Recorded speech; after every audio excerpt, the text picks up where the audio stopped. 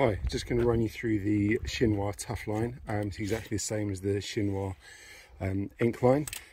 This takes ink and it uses this string, which is a lot thinner than a traditional chalk line. So to start off with, you've got your reservoir here. So you fill this with ink. I'll do that in a minute, but classic mistake is overfilling it. So that's where your ink sits. To access the reel at the back, you spin that round, and that's where you can access the reel. So this is automatically retractable. When you wind the line out, you can use this little tag here, flip that over, and that will lock it, stop it spinning back in, take it off, and that will retract back in.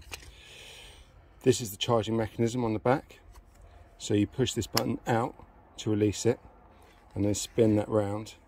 It says charge there. Spin that round to charge it. Once you feel like you've got enough tension, you click that back into place, and that'll lock it off.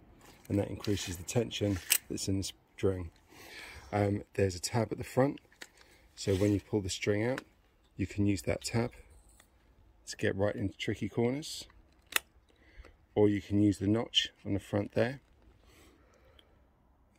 or I usually wrap it around my thumb and pull it tight there.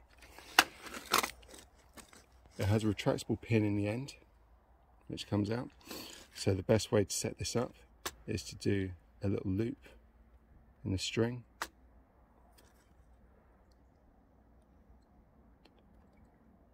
Make sure the string's coming out under the loop, and tighten that, and that will mean that it sits nicely on that string line. So that is the Shinwa Inkline. So now recharging it, use Shinwa ink to go into the line.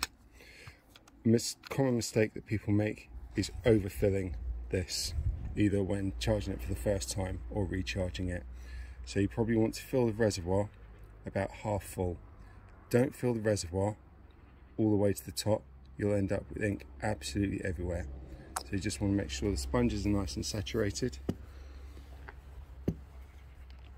Don't worry about putting any in the top sponge, because that will transfer as you use the line. And then you click that shut and you're good to go.